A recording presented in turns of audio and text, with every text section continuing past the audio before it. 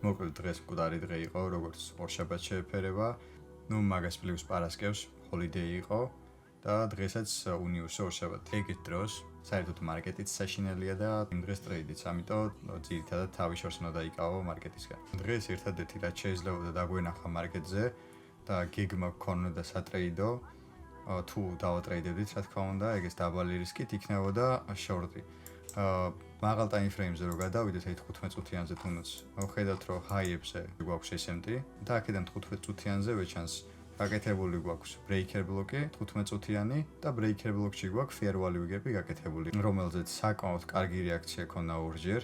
პირველად მარკეტის გახსნაზე დარეჯექდა და აქედან ჩამოიტანა ფასი, აქ იყო იდეაში შორტის იდეა და აქ ვერსად ვერ შეხვიდოდი, იმიტომ რომ ძალიან მალე ჩამოვიდა მარკეტი.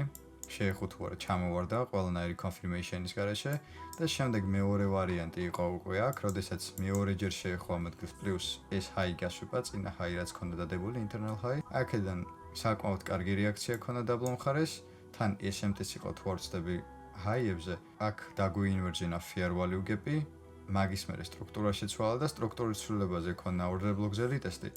აქედან შეგვიძლია გაშორტყვა მარკეტის. დღეს რა ხან ორშაბათია, პატარა თარგეტები გვექნებოდა, პარშალებით, რა თქმა უნდა. პირველი თარგეტი იქნებოდა ეს ლოუები აგერ და მეორე თარგეტი უკვე წინა კვირის ლოუები შეგვიძლია გქონოდა. უაზრო მარკეტი იყო, მაგრამ მაინც მარტივი დასანახი იყო, რისი გაკეთება უნდა და ერთი კიდევ პლუს რატომაც შეიძლებოდა ეს დაბალალბოთობიანი ყოფილიყო, ის არის, რომ მარკეტი არის uptrend-ში და მაღალ ტაიმფრეიმზე მიდის მაღლა და მაღლა. თუ გინდა ესე რომ ხედავდე მარკეტს და იცოდე როდის უნდა ივაჭრო და როდის არ უნდა ივაჭრო, შემოდი ჩემთან Discord-ზე და იქ გასწავლი ყველაფერს დეტალურად.